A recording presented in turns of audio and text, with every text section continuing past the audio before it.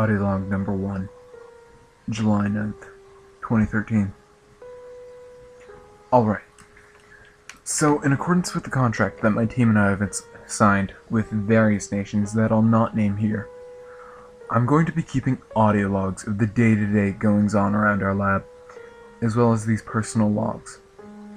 From now on, I shall simply refer to myself as Doctor, as I do not wish to reveal my name within these logs. Do not be confused when I use that name to refer to myself when ending a recording.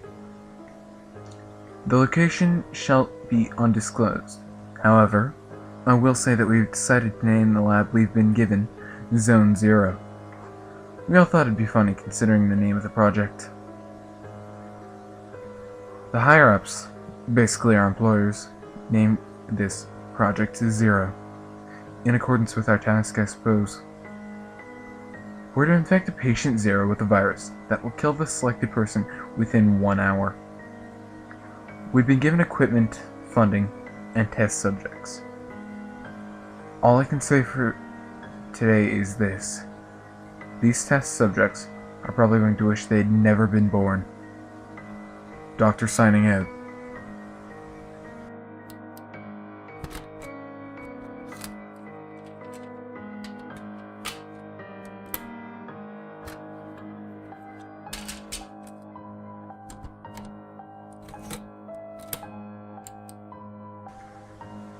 Audio log number 2, July 10th, 2013. Research into virus officially started today. Trials of combining different strains of bacteria and viruses to create viral weapons have begun, and tests on non-human subjects shall begin shortly. Perhaps within the next 2 or 3 days, if test viruses are stable enough to perform basic functions. Not much else to report on. Things around the lab are quite easygoing despite our task, and small talk is very common among members of my team. Although, I've begun to get a feeling of unease. It's nothing to do with our research, but rather, just a general sense of unease that I can't quite place. Almost as if something is just going to go wrong with me personally.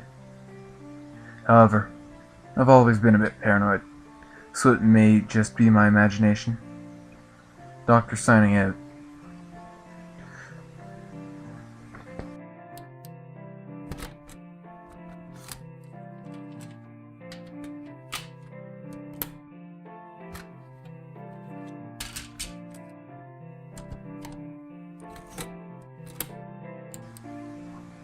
Audio log number 3, July 13th, 2013. Test virus became unstable and was terminated. No casualties or anything of that nature to report. It just feels like a waste of days of work. Non-human test subjects have been prepared, however, so when a test virus is stable enough, we shall be able to proceed. The mood hasn't worsened, however, as most see it as the first mistake in a long road that we have ahead of us. I suppose they are correct. I must not worry about the small things. I must get back to work now. I must make our project a success. Doctor signing out.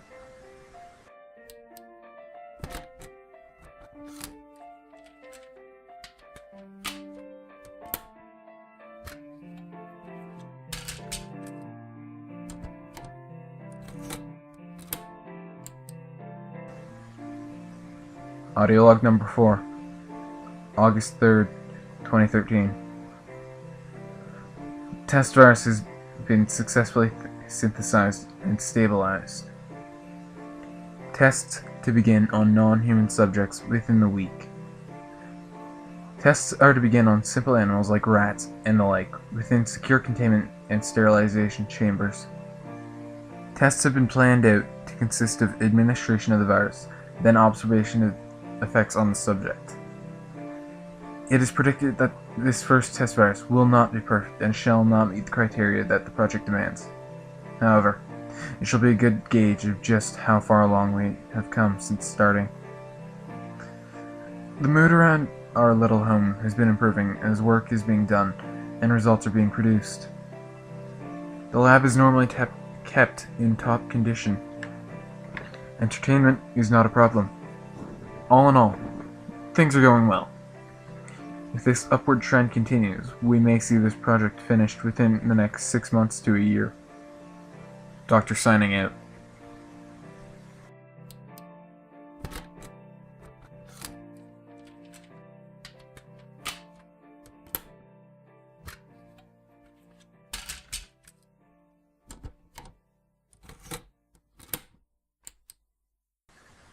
Audio log number 5, August 7th, 2013.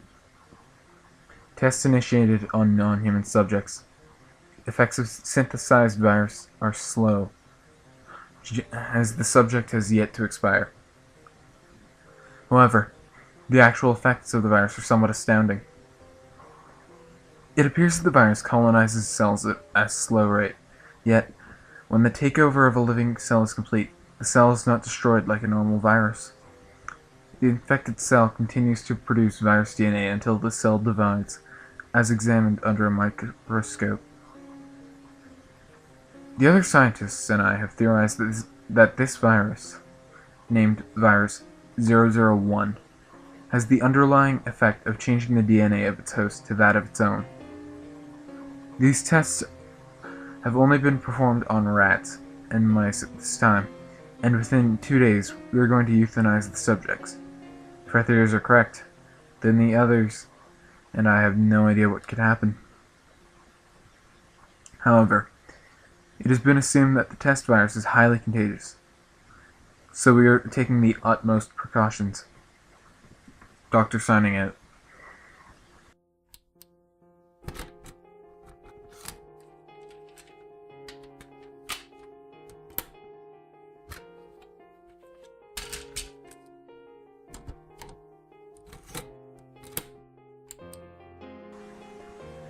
Audio log number 6, August 10th, 2013.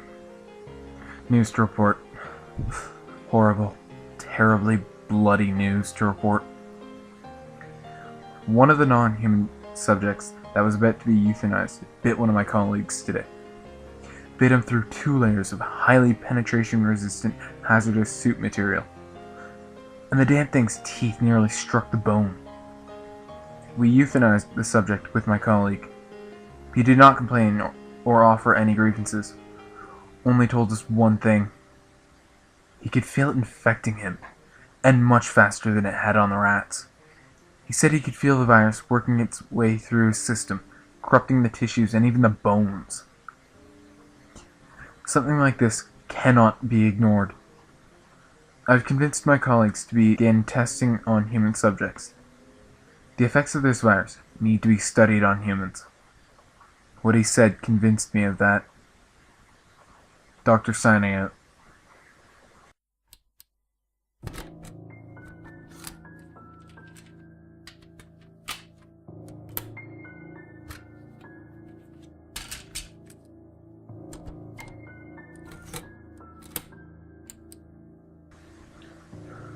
Audio log number 7, August 12th, 2013. 7 human test subjects, now infected with virus 001. All subjects report feeling sickly and tired.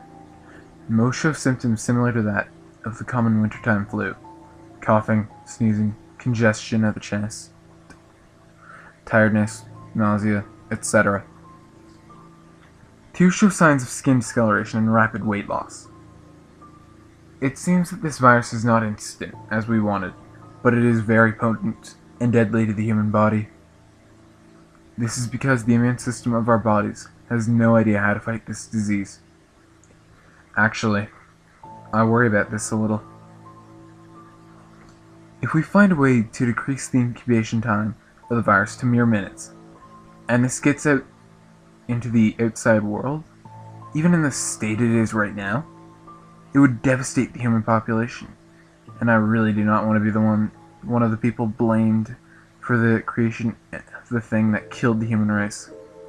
And that's a good way to get yourself hunted down and tortured to death.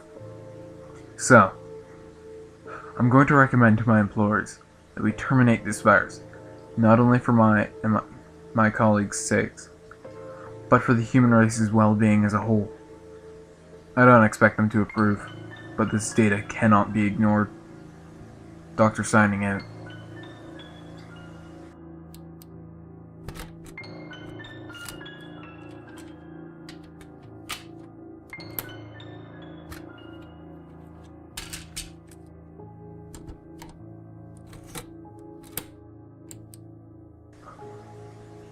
Audio log number 8. August 14th, 2013.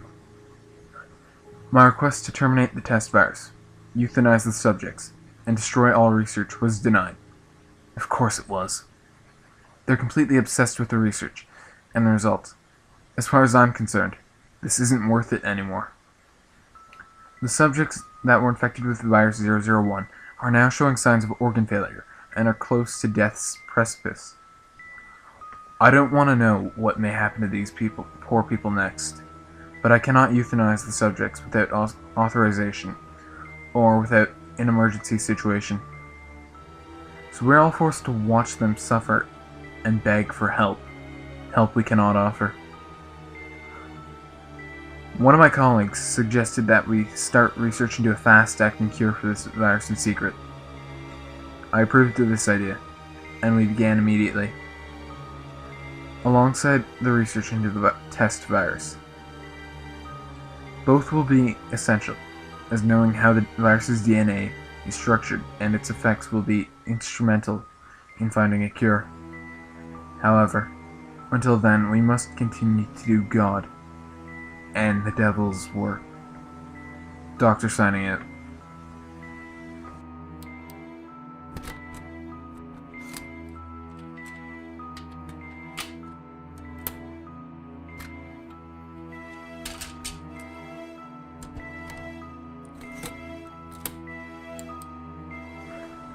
Audio log number 9. August 16th, 2013. They came back. The subjects came back. From death, I mean. About midnight last night, all of the subjects terminated due to natural causes. And then, as we were preparing to euthanize the bodies, 2 of the subjects got up in the chamber. They got up after they were dead.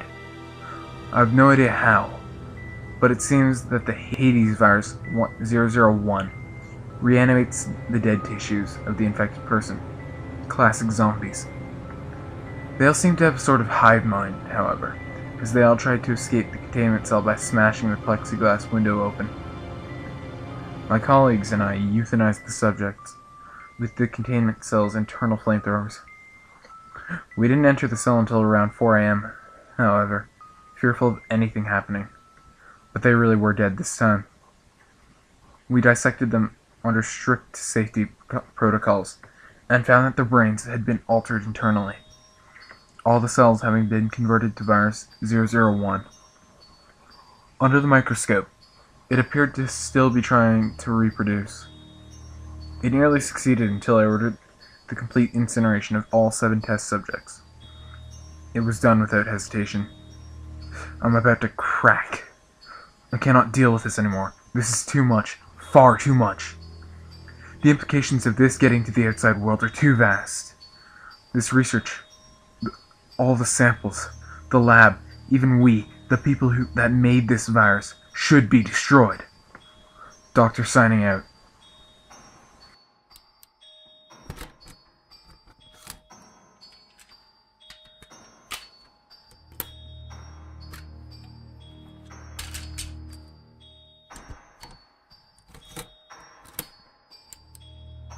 Audio log number 10, August 17th, 2013. To hell with the governments. They simply don't understand how dangerous this virus is. They talk about taming the zombies that this research has spawned. I tried to convince them otherwise, but they all just tell me to work at the task I've been paid for, and to keep my mouth shut. Well, I'll show them. I'll show them their error. Doctor signing out.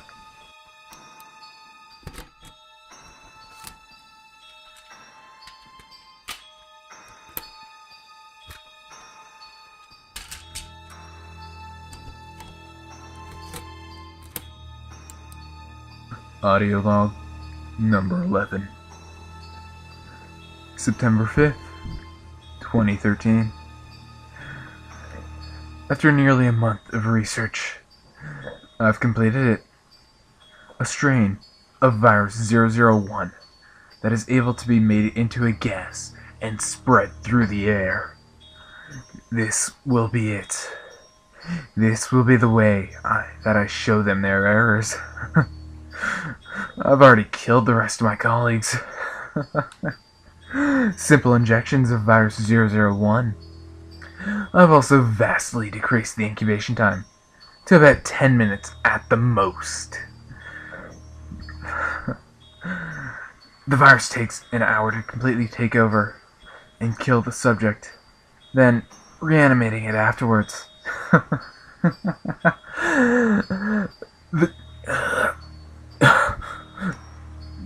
Truly a weapon of mass chaos and destruction. Truly what they wanted from the start. I can feel the virus eating away at my brain, telling me to do it. And so